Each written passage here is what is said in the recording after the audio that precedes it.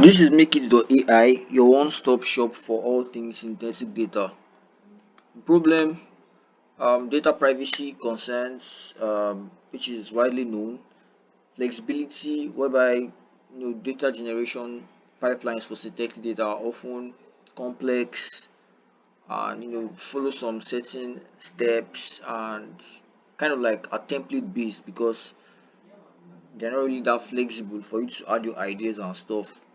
So it's kind of like it lacks expression and it can often be difficult for someone who is not you know in tune with data science and machine learning principles to quickly use, and also high cost because of some high volumes of data that could be worked with in some scenarios, and also the kind of large models we work with. Some of these synthetic data generation pipelines might be difficult to, or might be might be very expensive to procure. The solution is a task-based oriented approach, and also an approach that lends itself to expression. So enables you to see into the generation process. Like you can actually see what the model is doing and see how the data that you're generating is affecting a given metric based on a given task. So for example, the next slide I differentiate between task oriented and sample resemblance. This data generation solution is based largely on the task oriented approach to data generation by Gutler et al. In their paper How to Train Your Dragon, um they use a generator and a discriminator like in the classic um GAN to generate samples that that not that don't just mimic the distribution of the data. So they don't we're not just generating samples that look like the data. What they do is that they okay, let me go to this slide. Yeah. So they generate samples from random noise. Then these generated samples are then fed into a simple classifier to for example, if you're working on a classification problem and want to generate more samples, probably let's look at a case of anomaly detection where the positive samples could be very small, and we want to generate a data set that doesn't just mimic distribution because most times we want to know how that data performs in the outside world. So what we do is we train the model is trained to generate samples. These samples are fed into a classification model. The classification model tries to classify the samples, and the goal is to improve this classification metric because this classification model is is is is being evaluated on the training data. So you have generated samples and then you have training data which you are using as your holdout data. So the performance of your samples is can be directly measured by the classification model's performance on the training data itself. So if you're generating samples that are actually make sense, then the classification model score or the training data itself would increase.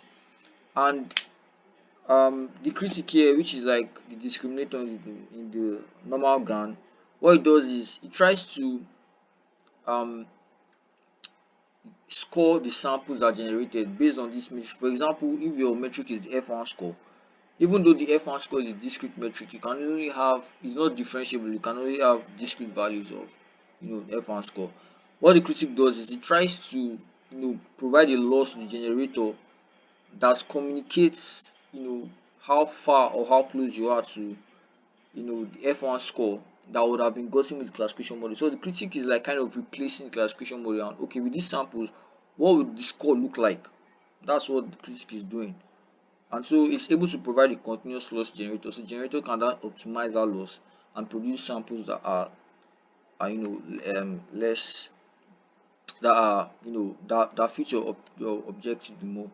So task-based oriented approach as opposed to sample resemblance, just generating samples that look like training data. However, generating samples and we want to see how the samples are doing, which leads me to extending the Angular Atlas work. So basically we're extending this approach. I'm extending this approach to show that you can optimize any metric because even though the metric is real valued like F1 score, ROC score, anything, any metric that can be that can make you compare a true label and a predicted label. Anything that can bring those that can score that relationship can be captured, and you can generate samples that try to optimize that metric, even though it's not differentiable, even though it's a discrete metric. And also, because like my contribution is to fit a small decision tree, which is what I do here. So decision tree is like, in this midst of generation process, as you generate, basically you split your data into like different sets. So you are generating samples on each of these different sets, and at each of these folds or sets, the is a short decision tree, like a short level decision tree, like a level 4, is drawn in this process to show you how the features communicate with each other. And that could show us very interesting patterns, because as the score improves, as the score of the model improves, you can see some interesting patterns come out. And also, you can also just put a feature importance into the loop and see also what features are coming out strongly.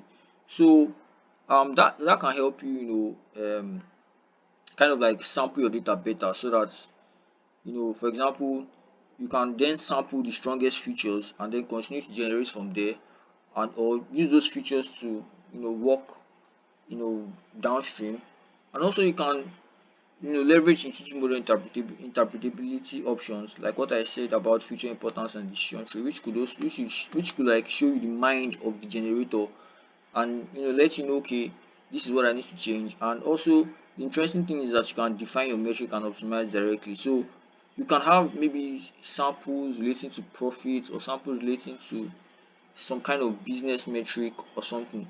And as long as you can get some good features, and as long as you can define your objective, like, okay, it's is the mean squared error here, is the root mean square error here, you can optimize that metric directly. Because even if it's discrete like the F1 score, like I said, or if it's continuous like the mean squared error, you can get you can this model can help you um to generate samples that will perform well on the training set, so that um or sometimes even improve the model, improve the model's performance on that metric. So because you're able to generate samples that don't just mimic distribution but also do well on that test set, chances are that you would get a model that could even surpass, probably when combining with the original training data, or just on its own, that can surpass the model's score on the original training set. But the for Making AI, the focus is actually on data sets that are imbalanced. That is, data sets that have some little weird samples like anomaly detection, and or fault related systems. I want to know, okay, what are similar data points that could cause this fault. So this is where it finds its importance, and I believe that Makeit.ai can make together with good light as well, can make your sample generation more fun and more intuitive. Thank you.